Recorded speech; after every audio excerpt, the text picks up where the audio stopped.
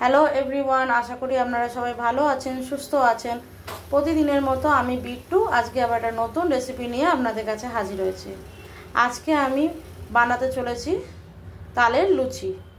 তাই এই তালের লুচি বানানোর জন্য আমি নিয়ে নিয়েছি তাল, যেটা কিনা আমি ছেনে পরিষ্কার করে রেখেছি, চিনি, ময়দা আর নুন।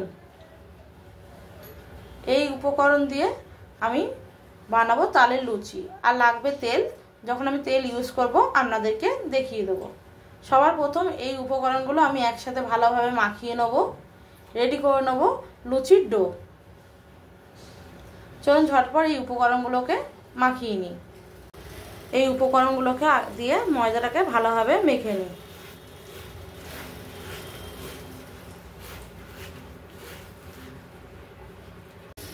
দেখুন, আমি এই তালটা দিয়ে ভালোভাবে ময়দাটাকে মেখে নেব। আমি ময়দাটাকে সুন্দরভাবে মেখে নিয়েছি। এবার এটাকে একটু তেল মাখিয়ে 10 থেকে 15 মিনিট একটু রেস্টে রেখে দেবো। তারপর বানিয়ে নেব এই তালের লুচি। আমি সুন্দরভাবে তেলটাকেও মাখিয়ে নিয়েছি। এরকমভাবে আমি 10 থেকে 15 মিনিট রেখে দেবো।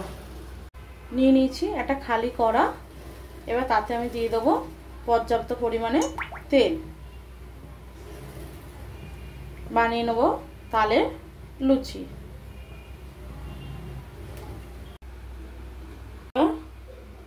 লুচিগুলো বেলে নেব গোল গোল করে।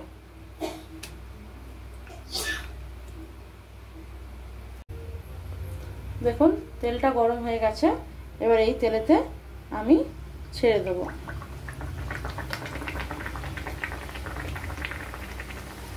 জল আছে নাকি?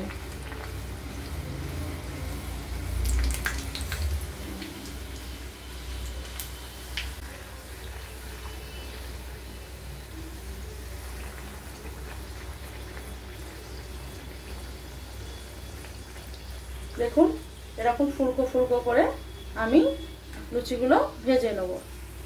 লুচিগুলো ভেজে নিয়ে ফিরছি আপনাদের কাছে। দেখুন, তৈরি হয়ে গেছে আমার তালের লুচি।